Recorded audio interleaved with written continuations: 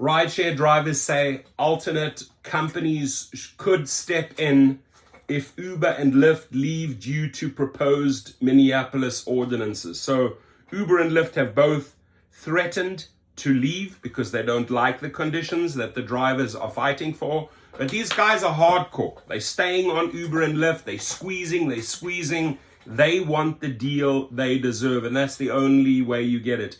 If you be relentless and you keep on whipping away, right? If they want to pull out, pull out. There's tons of space for other companies to come in. We saw that in Austin, Texas, right? So proposed ordinances that would increase wages for rideshare drivers are expected to come before the Minneapolis City Council early next year. And they're going to keep on fighting. So they want an increase in wages. Uber says no, Lyft says no. And these guys fight on, right? I've been giving them a lot of shout outs. I support this group because they're setting a standard here, right? We need to look at Minneapolis and see how it plays out, because I can tell you, if you lock in and you brawl and you keep on clubbing, right?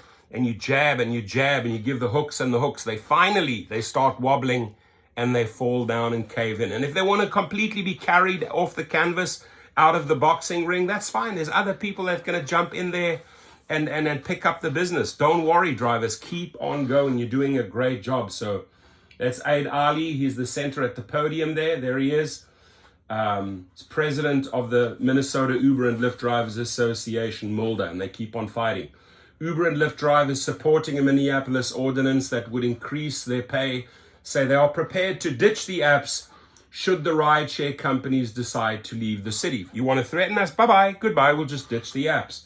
In a press conference Tuesday, Aid Ali, president of the Minnesota Uber, Lyft and Drivers Association, Mulder, said his group had been talking to 2 other transportation network companies or rideshare companies about entering the Twin Cities market in the event that Uber and Lyft leave. So they're not silly, they're not stupid, they're not waiting and running down the clock. They're making plans. They said they've got their backup plans already, right? So, hey, if Uber and Lyft pull out, who are the 2 new contenders? Let's do deals. Let's work out. We've got a lot of drivers ready to onboard, ready to go. And that, if you present that to Uber and Lyft and say, look, you're going to lose. You're going to lose thousands of drivers. You're going to lose a lot of money. And if you create a pattern, other drivers are going to copy it for their city. So this is not good for Uber and Lyft, right? They should sit down and hash out the deal. Otherwise, it's going to, I'm telling you right now, Derek Koshashawi and David Risher, it's going to have a ripple effect. Because if other drivers see, oh, that's what those guys did up there in Minneapolis. They did this and this and this. They were relentless. They fought. They got those conditions met. Uber and Lyft met those conditions, right? Or, gave up. And other companies pulled in. Then drivers are going to say, okay, bring us the other companies to Austin, to San Antonio, to Orlando. Let's talk to those same companies and do deals with them. So Uber and Lyft should pay attention here, right? Listen to your drivers for once. Over 1,000 drivers who are ready, Aid said, the same day that they, Uber and Lyft, pull out. We have people who will cover that, so we don't have any problem.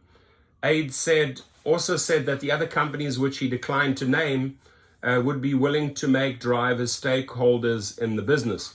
You got to have those names ready, right? If you don't sound credible, or you don't have the muscle if you're not willing to mention the names, because then they could see that as a bluff. No, this company, Company A and Company B are ready. And here's the proof that we've been in negotiations with them, right? That is the power. That is the true power. But to say, there are 2 companies we're negotiating with, but we're not going to tell you their names. I would have negotiated slightly different, or the press release that I would have put out would have been slightly different. Here's Company A, here's Company B, we're ready to go. Do you want to do business or don't you? And then get A or B in. Uber and Lyft threatened on August the 15th to pull or limit their services in Minneapolis. Don't threaten, do it, right? A lot of bluffs going on.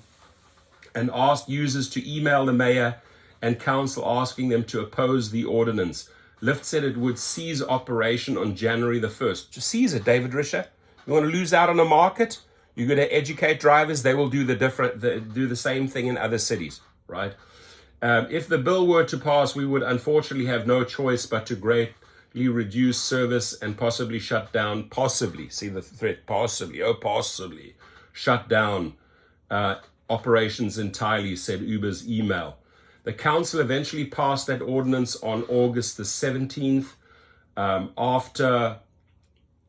Afterwards, Uber said it would only offer premium services in Minneapolis once the ordinance went into effect, but the ordinance was vetoed by Mayor Jacob Frey, total arsehole, before further action from Rideshare App. So, my friends, whatever you are doing there, we are with you. We are fighting with you. My brothers and sisters, we are fighting with you.